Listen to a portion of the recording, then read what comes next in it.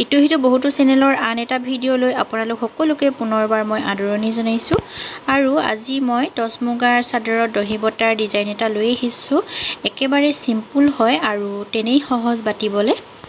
তেনেহ'লে পলম নকৰি ব'লক আজি ভিডিঅ' আৰম্ভ কৰোঁ। প্ৰথমতে মই চাদৰখনৰ আগটো মুটুকাই লৈ চিলাই লৈছোঁ, কাৰণ দহিখিনি মই অলপ ডাঙৰকৈ বাটিম বুলি ভাবিছোঁ। কিয়নো আঁচলৰ সূতাৰেদি যদি দহি গুঠা হয় তেতিয়াহ'লে ডাঙৰকৈ বাটিবলৈ মই অকণমান অসুবিধা পাওঁ। সেইকাৰণে আঁচলৰ সূতাখিনি কাটি লৈ এইদৰে চিলাই মাৰি লৈছোঁ। এতিয়া মই চাদৰখনৰ আগটোত 1.5 ইঞ্চিমানৰ দূৰে কলমেৰে দাগ দি যাম। গোটেই চাদৰখনৰ আগটোতে এইদৰে কলমেৰে দাগ দি যাম।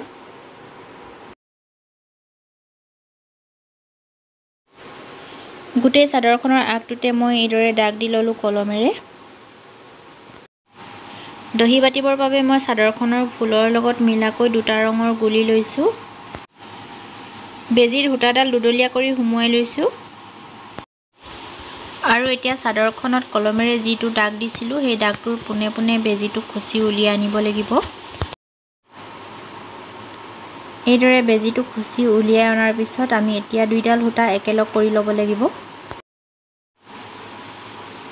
সূতা দুডাল কিমান দীঘল কৰি ৰাখে সেইটো নিজৰ ওপৰত কথা। দুইডাল সূতা এইদৰে একেলগ কৰাৰ পিছত বেজীটোৰ ফালে লাগি থকা সূতাডাল আমি কেঁচিৰে কাটি ল'ব লাগিব।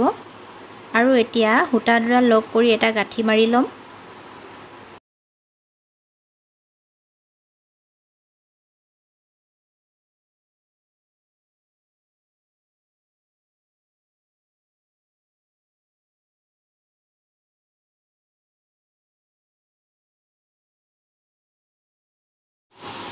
এতিয়া আকৌ আন এডাল সূতাত ঠিক তেনেদৰেই এটা নিৰ্দিষ্ট দূৰত্ব ৰাখি গাঁঠি মাৰি ল'ম। মই 5ডাল ৰঙা সূতা লগোৱাৰ পাছত আকৌ 5ডাল নীলা সূতা লগাম। এনেকৈ গোটেই চাদৰখনতে সূতাখিনি মই লগাই ল'ম।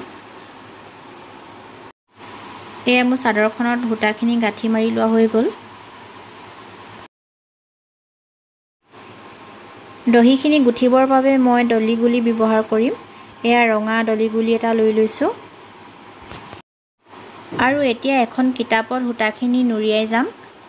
দহিখিনি যিহেতু মই অকণমান ডাঙৰকৈ গাঁঠিম, সেইকাৰণে সূতাখিনি অলপ ডাঠকৈ নুৰিয়াই ল'ম।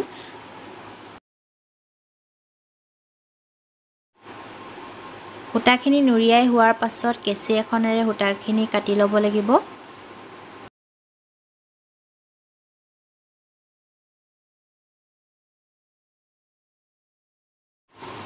আৰু এতিয়া চাদৰখনৰ দহিখিনি গুঠি যাম। এতিয়া মই দহিখিনি সূতাডালৰ ওপৰত এইদৰে লৈ লৈছোঁ আৰু 1.5 ইঞ্চিমান দীঘল কৰি ৰাখিছোঁ সূতাখিনি। আৰু এইদৰে আঙুলিৰে এইদৰে এটা ভাঁজ কৰি ল'ব লাগিব। এইদৰে পকাই লৈছোঁ আৰু এনেকৈ সূতাডাল টানি দিব। টানি দিয়াৰ পাছত এইদৰে এটা পাক মাৰিব লাগিব।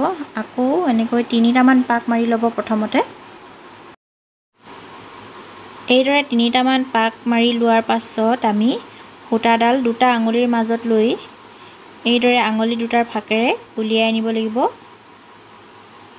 আৰু এতিয়া টানি গাঁঠি এটা মাৰি ল'ব লাগিব। এইদৰে টানি দিলে গাঁঠি এটা বহি যাব।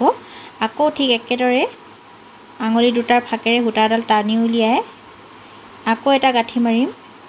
এনেকৈ আমি ওপৰত 3টা গাঁঠি মাৰিম।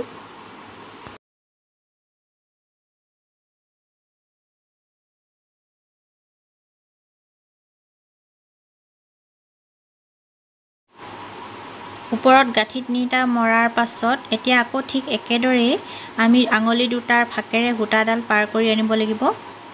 এইদৰে দুটা আঙুলিৰ ফাকেৰে সূতাডাল পাৰ কৰি আনি এতিয়া অকণমান তললৈ এনেকৈ আমি আকৌ 3টা গাঁঠি মাৰি ল'ম।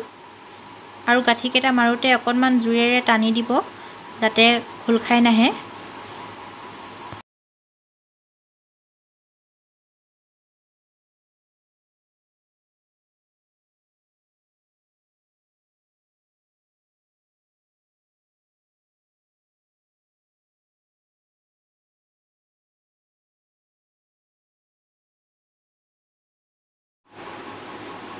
এয়া এটা দহি গুঠা হৈ গ'ল। আৰু এতিয়া মই বাকীখিনি কেঁচিৰে এইদৰে কাটি ল'ব লাগিব। এতিয়া পুনৰ আকৌ একেটা পদ্ধতিৰে আনটো দহি গুঠি ল'ম। এইদৰে মই প্ৰথমতে ৰঙা 5টা দহি গুঠি ল'লোঁ। এতিয়া আকৌ নীলা 5টা গুঠি ল'ম একেটা পদ্ধতিৰে।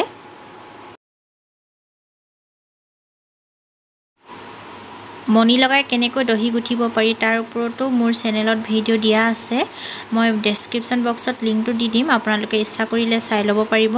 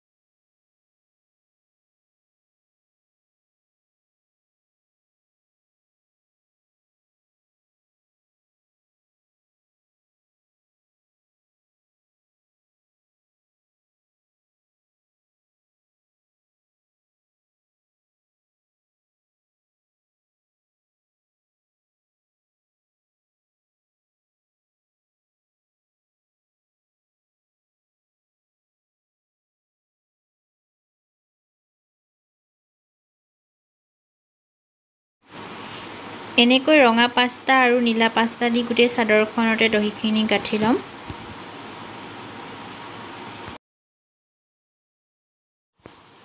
আৰু এইয়া মোৰ চাদৰৰ দহি গঁঠা হৈ গ'ল।